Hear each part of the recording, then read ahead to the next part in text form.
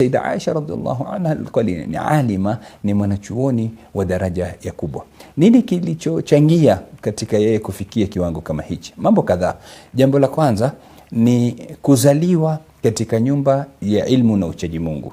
Sayyida Aisha ni binti Sayyidina Abu Bakr, na Sayyidina Abu Bakr hakuwa mtu wa kawaida. Sayyidina Abu Bakr alikuwa ni a'lamu Quraish bi Quraish. Hakuna anayetambua makureishi na kujua nasaba zao na nasaba za Waarabu kama Sayyidina Abu Bakr radhiallahu anhu. Na ndio maana ukisoma katika ilmu zilizokuwa nazo Sayyida Aisha ni ilmu ya ansab, ilmu ya nasaba, kujua makabila, kujua asili yao na nini. Yote hayo yametoka wapi? Kutoka kwa babake Sayyidina Abu Bakr radhiallahu anhu. Na imetajwa katika baadhi ya vitabu vya sera na tarikh kuwa walikuwa wakija watu majopo kutoka sehemu mbalimbali wakimkusudia Sayyidina Abu Bakr kutaka kujua habari zinazohusu nasaba. Kwa hivyo Sayyida Aisha hakutoka katika nyumba ya kawaida, ametoka katika nyumba ya elimu. Kwa hivyo alichukua elimu kiwango kikubwa kutoka kwa babake.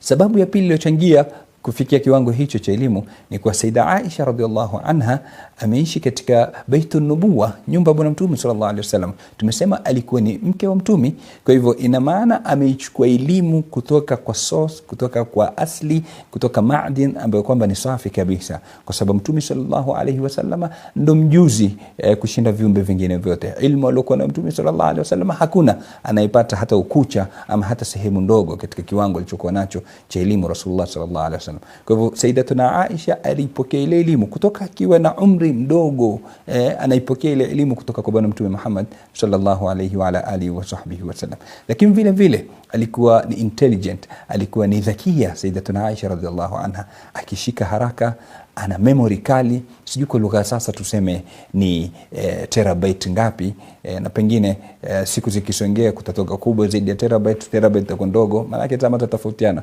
Zamani tukiona MB ndo kubwa, mara kuja GB, mara kuja TB, za tofautiana. Kiufupi ni kwa Sayyida Aisha radhiallahu anha alikuwa na memory kubwa, alikuwa na dhaka, alikuwa ni mwenye akili na mwenye kushika kwa wingi na mwenye kufahamu haraka sana radhiallahu anha wa arda. Vile vile katika sababu ambazo kwamba zimechangia yeye kufikia kiwango hicho ni wingi wa kuuliza. Sayyida Aisha alikuwa akiwa na jambo halijui, haoni haya kumuuliza Rasulullah sallallahu alayhi wa alihi wasallam. Ndio maana ukiangalia katika hadithi zake utaona mara nyingi anamuuliza Mtume sallallahu alayhi wasallam. Kwa mfano, walladhina yu'tuna ma atu wa qulubuhum wajila annahum ila rabbihim raji'un.